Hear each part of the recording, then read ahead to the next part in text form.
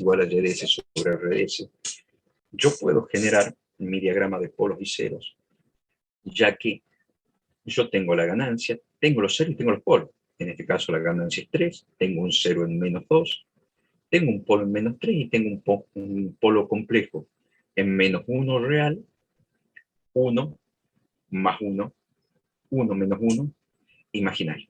¿Ok? Entonces, obviamente nosotros definimos RDS igual a 1 sobre S, ya que tenemos RDT igual a 1 de T. ¿Sí?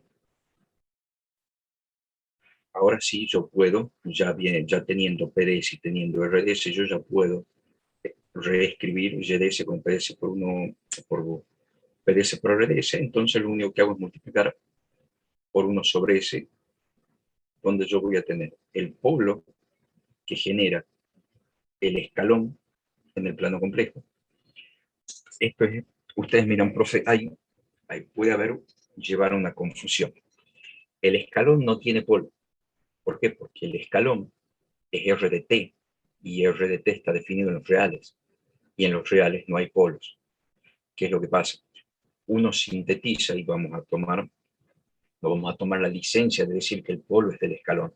En realidad, el polo pertenece a la transformada de Laplace del escalón, porque el polo pertenece a RDS, y RDS es la transformada de Laplace de RDT.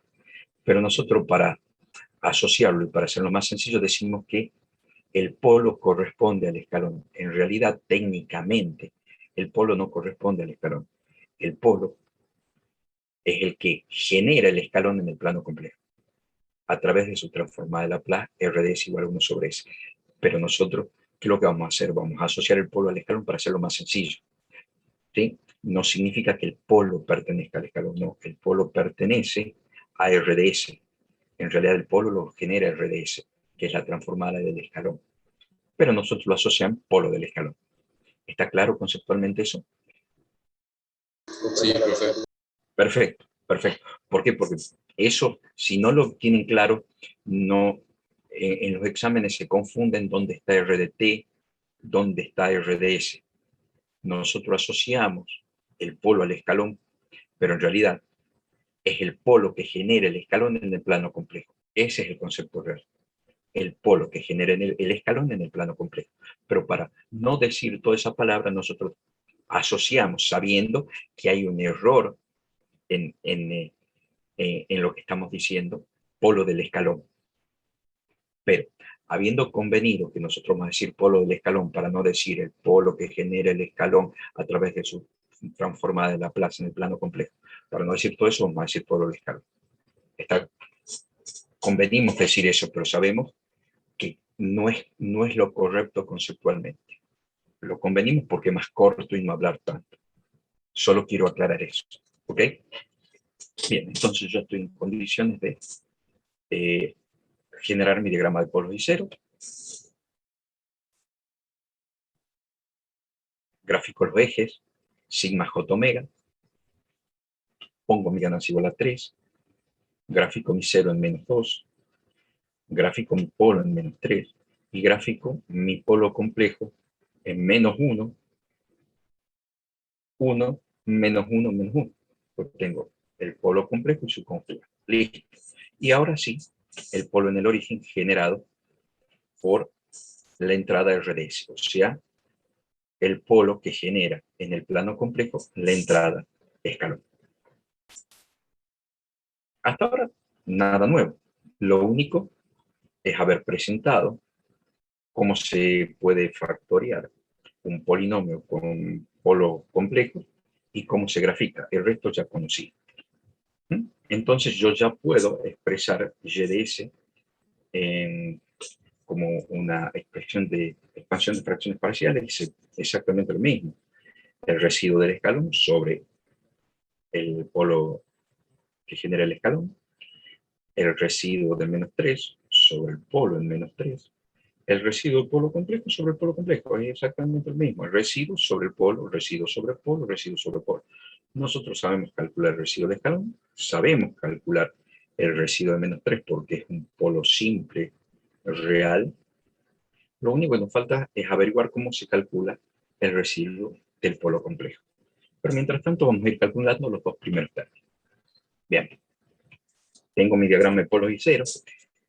Tal cual se viene trabajando, nosotros sabemos que para calcular el residuo lo que yo tengo que hacer es usar la fórmula de distancia, que en el numerador es K por la distancia del cero al polo. En este caso, si yo estoy calculando el residuo del escalón, es K por 2, ¿sí? Porque la distancia del cero al polo, sobre la distancia de los otros polos al polo en cuestión.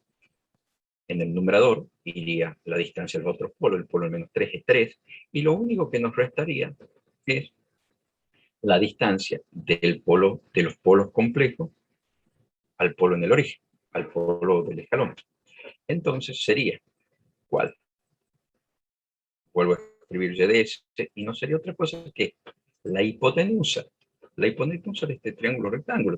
Y la hipotenusa no es otra cosa que la raíz cuadrada del cuadrado de los catetos. Entonces la distancia del polo en menos 1, 1 al polo del escalón sería raíz cuadrada de 1 al cuadrado más 1 al cuadrado. Y la otra distancia es exactamente la misma, porque son simétricas con respecto al eje real sigma.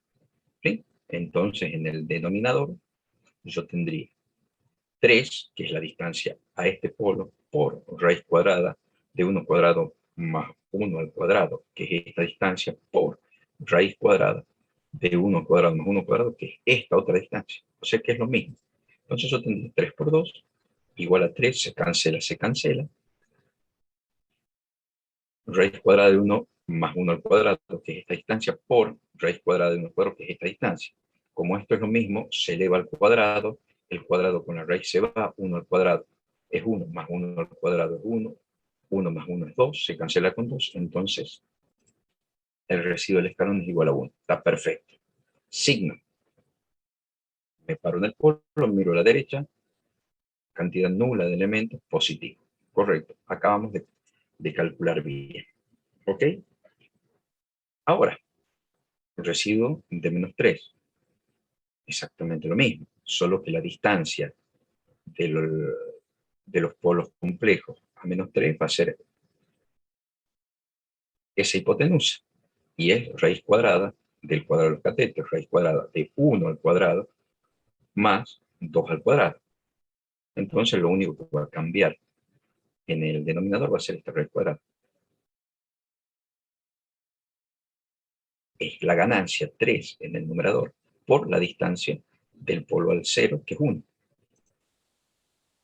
¿Sí? Sobre la raíz de este polo al polo del escalón. En realidad, el polo del escalón es este polo. 3. Y la distancia de este polo a este polo, que dijimos que es raíz cuadrada de 1 al cuadrado, más 2 al cuadrado, por la distancia de este polo a este polo, que es exactamente lo mismo. Raíz cuadrada de 1 al cuadrado, 2 al cuadrado. Cancelo, cancelo. Esto es un producto, por lo tanto me queda raíz cuadrada al cuadrado, los cuadrados se van, me queda 1 al cuadrado 1, más 2 al cuadrado 2, que es un quinto. Bien, ahora ustedes miran, me paro en el polo y miro a la derecha y cuento los elementos. Ustedes miran, profe, hay 1, 2, 3, 4. No, hay solo 2. ¿Por qué? Porque los elementos se miran sobre el eje real. Entonces hay 1 y 2. No se cuentan los polos complejos. Se cuentan sobre solamente los elementos que se encuentran sobre el eje real. Entonces yo me paro en menos 3 y miro a la derecha sobre el eje real. Entonces tengo un elemento, 2 elementos. Al tener 2 elementos, el signo es positivo. Ahora, me dirán, profe, listo, ya tenemos el residuo del escalón, el residuo menos 3, me falta el residuo del polo complejo. Se calcula de exactamente la misma manera que el residuo a cualquier otro polo. Solo que en lugar de calcular 2 veces, porque yo tengo que calcular la distancia a este polo y tengo la distancia a este polo, porque tengo 2 polos complejos, este y su conjugado. Entonces, en lugar de calcular la distancia por una vez por una vez se multiplica por 2 veces. ¿Por qué? Porque la distancia a este punto, a este polo, es exactamente la misma distancia que al polo del conjugado. ¿Sí? Es exactamente la misma distancia. Entonces, En lugar de calcular 2 veces, se multiplica por 2 y se dice 2 veces la distancia al polo complejo, ya que como son simétricos con respecto al eje real, las distancias son exactamente las mismas. ¿Por qué? Porque las distancias son valores absolutos, no son negativos. Entonces se calcula con respecto al uno de los polos y se lo multiplica por 2. ¿Por qué? Porque la distancia al subconjugado es exactamente lo mismo. Entonces, ¿qué dice la fórmula? 2, porque tengo una distancia, dos distancias ¿de qué? De la ganancia por la distancia de los polos, de los ceros al polo, sobre la productoria de la distancia de los otros polos al polo en cuestión, de este polo a este, de este polo a este y de este polo a este. Si yo estuviese calculando acá, sería lo mismo. La distancia de este cero acá sobre la distancia de este polo y de este polo. Es exactamente igual. Es por eso que se calcula solamente a un polo y se multiplica por 2. Y en este caso no existe regla de los signos. El signo del residuo del polo complejo siempre, pero siempre es positivo. Siempre. Entonces, ahora ya estamos en condiciones de calcular la distancia, el residuo del polo complejo. Lo único que me falta conocer es la distancia del cero al polo complejo. Esta. Y no es otra cosa también que la hipotenusa. Yo ya conozco esta distancia, que es raíz cuadrada de 1 al cuadrado más 1 al cuadrado. Yo ya conozco esta distancia, que también es el cuadrado, la raíz cuadrada de la suma del cuadrado del cateto, 1 al cuadrado más 1 al cuadrado. Y conozco esta distancia, que ya la calculé cuando calculé R3, que es raíz cuadrada de 1 al cuadrado más 2 al cuadrado. Entonces vamos a calcular el residuo del polo complejo, es 2 por la ganancia por la distancia de los ceros al polo. Y la distancia es raíz cuadrada de 1 al cuadrado más 1 al cuadrado, sobre la distancia del resto de los polos a este polo. La distancia del polo del escalón es raíz cuadrada de 1 más 1 al cuadrado, que ya la tengo, por la distancia de este polo al menos 3, que es raíz cuadrada de 1 al cuadrado más 2 al cuadrado, que está acá. Y la distancia de este polo a su conjugado, que es 1 y 2, que si hubiese sido 2 menos 2 hubiese sido 4. ¿Está claro?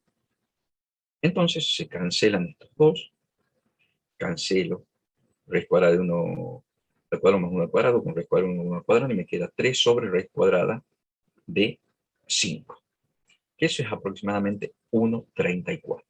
Perfecto, entonces yo ya estoy en condiciones de reescribir y de s como 1 sobre s, un quinto por 1 sobre s más 3 más 1,34, 1 por s más 1 al cuadrado más 1 al cuadrado. No es otra cosa que poner el residuo sobre el polo, el residuo un quinto sobre el polo y 1,34 sobre el polo. Obviamente, por linealidad, yo saco la constante para poder aplicar transformada inversa de Laplace. En este caso, y aquí viene la discusión que quería detenerme, ¿qué es lo que pasa? ¿Por qué yo cuando aplico transformada inversa de Laplace, ¿sí? De 1 sobre s yo concluyo 1 y no pongo 1 de t? Porque está muy bien lo que planteó uno de los chicos la semana pasada. ¿Por qué ponemos 1 si la transformada de Laplace de 1 sobre s no es 1? La transformada de Laplace de delta de Dirac es 1. La transformada de Laplace de 1 sobre s es 1 de t. Correctísimo, está correcto. Porque si nosotros podemos concluir, no importa cómo se resuelve supongamos que yo no tengo el término de polo complejo, si yo tuviese directamente el escalón y un polo en menos 3, nosotros ponemos 1 más un quinto de a la menos 3t. ¿Y por qué no ponemos 1 de t más un quinto de a la menos 3t? ¿Por qué? Porque por definición de 1 de t, y eso recuerde que están en la clase, la vimos en la clase pasada cuando vimos funciones de singularidad, por definición de escalón unitario, paso unitario, 1 de t vale 1 para t mayor o igual que 0. Y como acá tiende de 0 a infinito, entonces para nosotros 1 de t es igual a 1. Si yo pongo 1 de t, me veo obligado a definir la función R de t igual a 1 de t como 0 para t menor o igual, para t menor igual que t0, 1 para t mayor o igual que t0 con t sub 0 igual a 0. Si yo pongo 1 de t, me veo obligado a definir eso.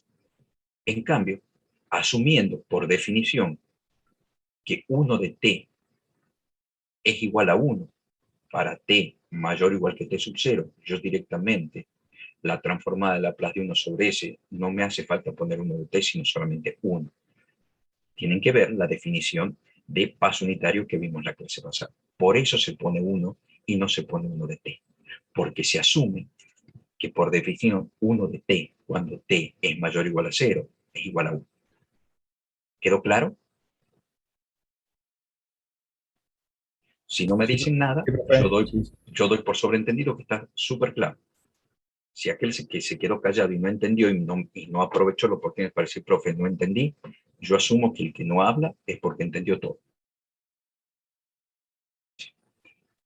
Para mí es muy sencillo esto. Esto dijimos que por definición 1 sobre s es 1 de t, pero como sabemos que 1 de t para t mayor o igual que 0 es 1, nosotros es 1 de s, 1, más un quinto de a las menos e 3t, más un 34. ¿Y qué es esto? Esto es un seno trasladado. Recuerden que el seno es omega sobre s cuadrado más omega cuadrado.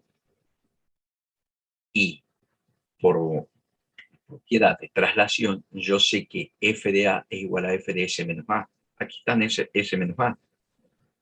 ¿Y por qué queda a? Porque menos a, porque a es menos 1. Para nosotros ahora a es menos sigma.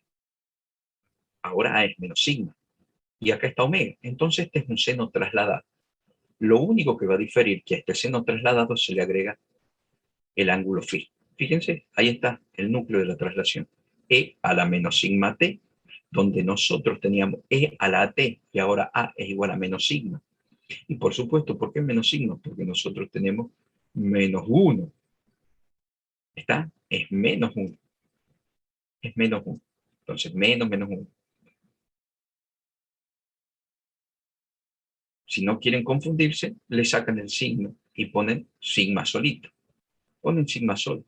Pero por definición es E a la menos sigma t, donde se le toma el valor absoluto de sigma. Si ustedes quieren, le sacan el menos para que no le quede más. Porque aquí es E a la menos t, menos un t, porque sigma es menos. En realidad es menos sigma. Es menos sigma, es el valor de sigma real. ¿Y cuánto vale sigma? Menos 1 por seno de omega t, y ahí terminaba el seno trasladado. Ahora se le agrega phi, y en algunos de los libros ustedes van a ver como tita.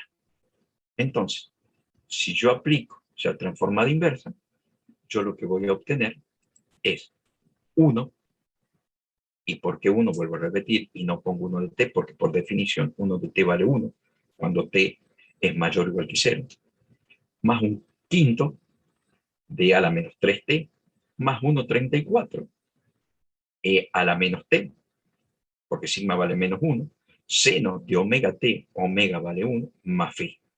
Como yo debo calcular phi, tengo que, no lo puedo dejar como phi, porque no sé cuál es el ángulo de fase, debo calcular phi. Y phi se calcula como la sumatoria de los ángulos de los ceros menos la sumatoria de los ángulos de los polos. Ustedes miran qué ángulos, profe. Fíjense, nosotros estamos calculando justamente el residuo del polo complejo. El ángulo surge de la transformada inversa de Laplace del polo complejo. Entonces lo que yo tengo que calcular son los ángulos de los ceros y de los polos con respecto al polo complejo. Entonces, tengo la sumatoria de los ángulos cero menos la sumatoria de los ángulos del polo con respecto al polo complejo. Como dijimos que nosotros vamos a trabajar con respecto solo a su polo y no a su conjugado, porque exactamente lo mismo, y yo tengo que calcular solamente un juego de ángulos, entonces siempre por defecto vamos a tomar el polo positivo, no su conjugado, es decir, el polo que se encuentra en el segundo cuadrante. Los ángulos con respecto a este polo, ya descartamos el conjugado. Entonces, ¿qué ángulo? El ángulo que forma el cero con el polo y los ángulos que forman el resto de los polos con el polo complejo, este y este otro. ¿Qué ángulo? Los ángulos positivos. Y para recordar qué es un ángulo positivo, el ángulo positivo es aquel que se toma en sentido antihorario. Lo miro en sentido antihorario, ahí. ¿Eh? Lo miro en sentido antihorario. Miro en sentido antihorario, miro en sentido antihorario, positivo. Miro en sentido antihorario, positivo. Uy, caramba. Este lo miro en sentido horario. ¿Eh? El que miro en sentido horario es negativo. Caramba, si yo dije que tengo que trabajar con algo positivo, ¿qué hago con este ángulo que es negativo? Porque está medido en sentido horario. Y ustedes miran, profe, ¿cuál ángulo? Es que forma el polo, ¿sí? Con el eje real. Es con el eje real negativo.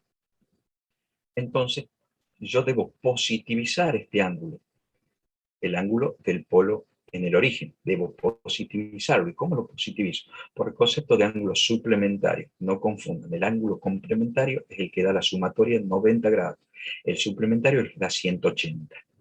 Entonces, este ángulo debo positivizar. ¿Y cómo lo positivizo? A través de su ángulo suplementario, que es este otro. ¿Sí? El seno y el coseno de este ángulo es el mismo que su suplementario. Entonces, ¿cómo hago para calcular este ángulo que no tengo? Es 180 menos el que sí conozco. Así pues, se positiviza. 180 menos el ángulo del polo. ¿Cómo calculo el ángulo del polo? Bueno, yo tengo los valores del valor de la tangente. ¿Por qué? Porque tangente es cateto opuesto sobre cateto adyacente. ¿Y cómo calculo el ángulo? Aplicando la función inversa o arco tangente. Entonces, para calcular el ángulo del cero, yo tengo que hacer arco tangente o tangente a la menos 1 de cateto opuesto sobre cateto adyacente. 1, cateto opuesto, 1 sobre cateto adyacente. Listo. Ese es el ángulo del cero. Tangente a la menos 1 o arco tangente de cateto opuesto sobre cateto adyacente. Menos la sumatoria de los ángulos de los polos. Aquí voy a abrir corchetes y yo tengo que sumar este ángulo más este ángulo positivizado. Primero vamos por el primer ángulo con el polo con respecto al menos 3, que es tangente a la menos 1 de cateto opuesto, que es 1, sobre cateto adyacente, que es 2. 1, 2. Bien, más, porque es la sumatoria de este ángulo positivizado, que es 180 menos. 180 menos ¿qué? Tangente a la menos 1 de cateto opuesto, que es 1, sobre cateto adyacente, que es 1. ¿Sí? Es exactamente lo mismo. ¿Yo qué hago? Voy a sacar paréntesis y me va a quedar tangente a la menos 1 de medio más 180 menos tangente a la menos 1 de 1. Yo voy a sacar corchetes y me va a quedar menos tangente a la menos 1 medio menos 180 más tangente a la menos 1 de 1. Yo voy a pasar a grados sexagesimales y aquí voy a tener tangente a la menos 1 de 1 es 45, esto es 26, 80, 45. Entonces yo sacando paréntesis y corchete me queda que phi vale 45, la tangente a la menos 1 de 1 es 45 grados, tangente a la menos 1 de 1 medio es 26 menos 180 más 45. Entonces el ángulo de fase phi es menos 116 grados. Entonces ahora sí yo puedo reescribir como y de t igual a 1 más 1 quinto a la e a la menos 3t más 1, 34 a la menos 3, seno de t menos 116. Acá se culmina el problema. Entonces ahora yo estoy en condiciones de graficar y de t. Ahora sí, y de t en función de t. Y fíjense lo que decimos, r de t vale 1 cuando t es mayor o igual a t sub 0. Y acá para nosotros t sub 0 es 0. Entonces acá ya comienza a valer 1. Por eso nosotros ponemos 1 y no ponemos 1 de t. Por eso no se pone r de t igual a 1 de t, porque por definición yo acabo de decir que 1 de t vale 1 para t sub 0 mayor que 0. ¿Ok? Entonces, esa es la función. Esa es la gráfica de la función. Para culminar, y esto es pregunta de examen final y examen parcial, las maneras de presentar, interpretar y trabajar la función de transferencia. Primero, Yo sé que PDS, y les vuelvo a repetir, es la función de transferencia de la planta. Para obtener la función de transferencia del sistema, yo tengo que saber cuánto vale RDS. ¿Ok? Bien. Yo sé que PDS es igual a YDS sobre RDS. Yo sé que al mismo tiempo es la transformada de Laplace de YDT sobre la transformada de Laplace de RDT. Esta forma yo la utilizo cuando trabajo con ecuaciones diferenciales.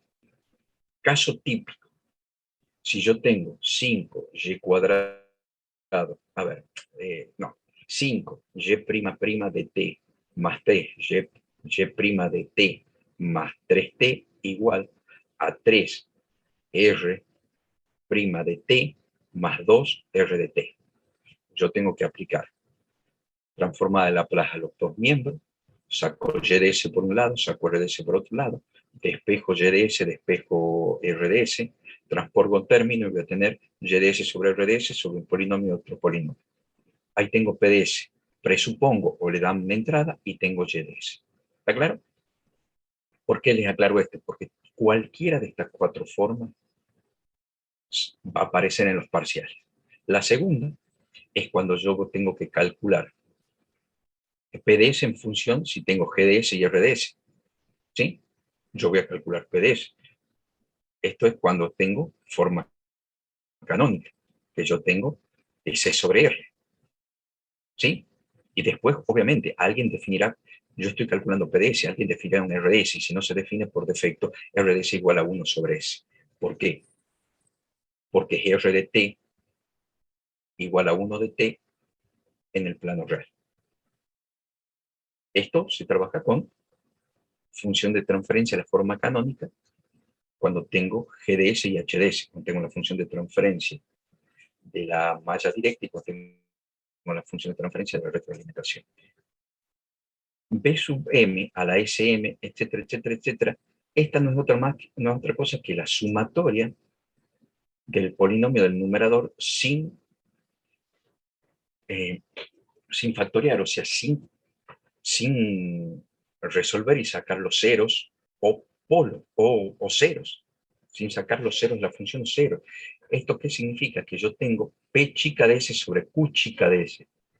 Y esto es típico cuando yo tengo también ecuaciones diferenciales y tengo que obtener la P de S a través de expansión de fracciones parciales en forma analítica cuando tengo polos simples y polos múltiples reales. Entonces yo voy a tener que calcular en forma analítica el polo simple como S más P sub I por F de S en S igual a menos P sub I en polos simples, y en polos múltiples voy a tener 1 sobre R menos I factorial por la derivada R menos I S con respecto a S, R menos I S de S más P sub I a la R por F de S en S igual a menos P sub I. ¿Sí? Esto es típico. Expansión de fracciones parciales simples en forma analítica, polos simples y polos múltiples. Y esto cuando tengo diagramas de polvo y cero. Si tengo factoriado, necesito la ganancia, necesito el valor de los ceros y necesito el valor de los polos. Y aquí pueden ser polos simples o complejos. Acá pueden ser simples o múltiples. ¿Sí?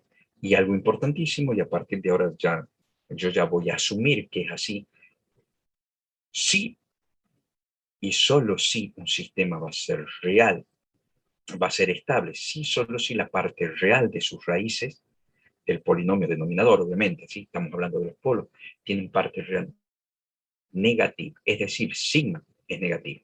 Si a mí me toca un ejemplo que dice S menos 3, automáticamente yo sé que mi sistema es inestable. ¿Por qué? Porque el 3 significa que la parte real está hacia la derecha. Para que esté a la izquierda siempre va a ser S menos sigma. Entonces va a ser S más sigma. ¿Sí? Mi polo siempre tiene que ser S más sigma. Si aparece S más sigma, automáticamente yo sé que el sistema es inestable. Con eso culminamos las clases de hoy. ¿Alguna duda? Sí, profe, ¿eso es para todos los polos? ¿Todos tienen que ser negativos para que el sistema sea estable o con que uno me toque positivo ya es inestable? Buena pregunta. ¿Ustedes qué opinan? ¿Qué es lo que dice la última diapositiva? Les vuelvo a Si repetir. hay un polo positivo, ya es inestable el sistema. Correcto, sí, señor. Dice, un sistema es estable si y solo si la parte real de las raíces del polinomio denominador de la función de transferencias, es decir, los polos, deben ser negativas. Si existe un polo con parte real positiva, el sistema es inestable. Puedo tener 200 polos con parte real negativa y tengo un polo con parte real positiva, el sistema como es. Inestable. Sí, señor, el sistema inestable. Todos sus polos deben tener parte real negativa. Pregunta si el, bueno, esto estamos adelantando el tema. Intuitivamente ustedes ya pueden intuir qué pasa si un sistema tiene parte real igual a cero, que se llama imaginario puro.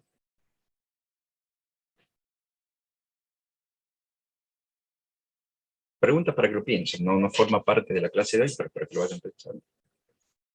Imaginario puro quiere decir que está ubicado a los polos sobre J omega. El eje imaginario J omega. Parte real igual a cero. ¿Estamos de acuerdo? Imaginario puro. Parte imaginaria igual a cero. Real puro. Menos 3, menos 5, menos 4. Imaginario puro más menos 2J. Es igual más menos 2J. Imaginario puro. Está sobre J omega. Para que lo vayan pensando. Ese es marginalmente estable, ¿no es, profe? Usted no sabe cómo se llama todavía. Ah, bueno.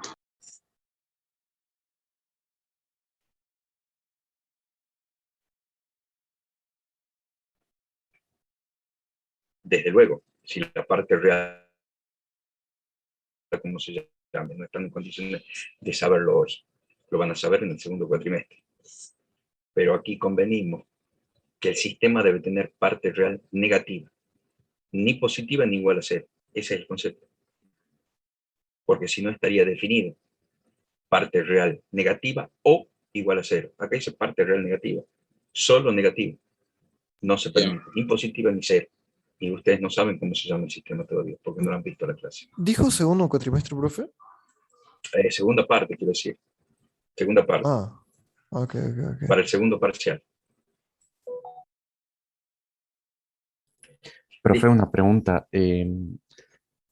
¿Lo que va para el primer parcial sería hasta la clase de hoy o hasta la clase que viene? Hasta la clase que viene.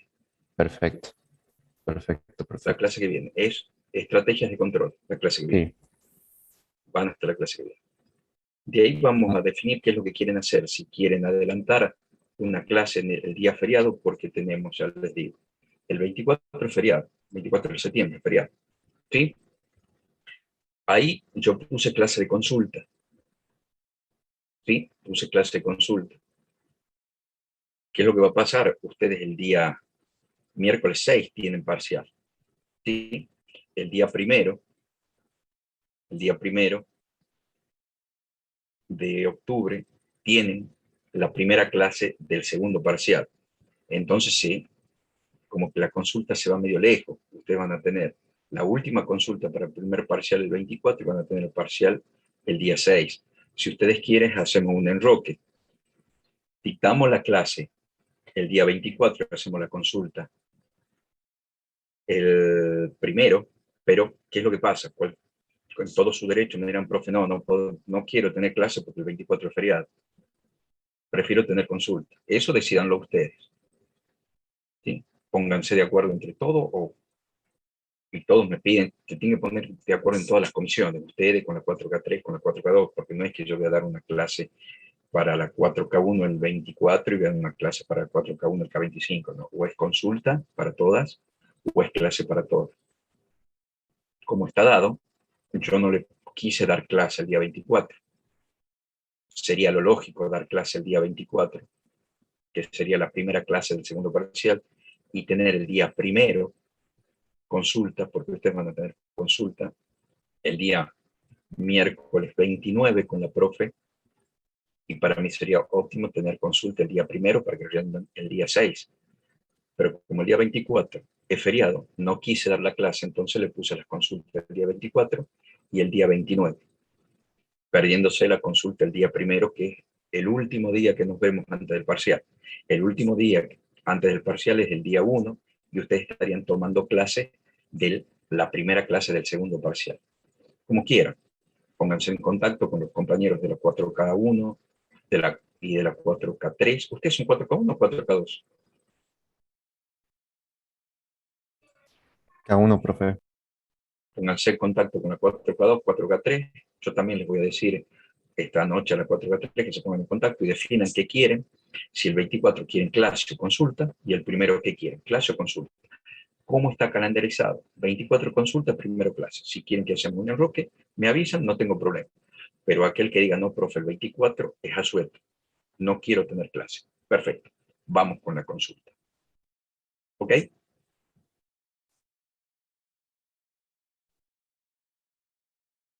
¿Alguna duda? No, profe, hasta ahora no. Todo Perfecto. claro. Listo. Si no tienen consultas, les deseo un hermoso fin de, cuídense mucho. Nos vemos el viernes que viene, si Dios quiere, con la última clase previa al primer parcial. Perfecto, profe. Muchas gracias. Excelente, profe.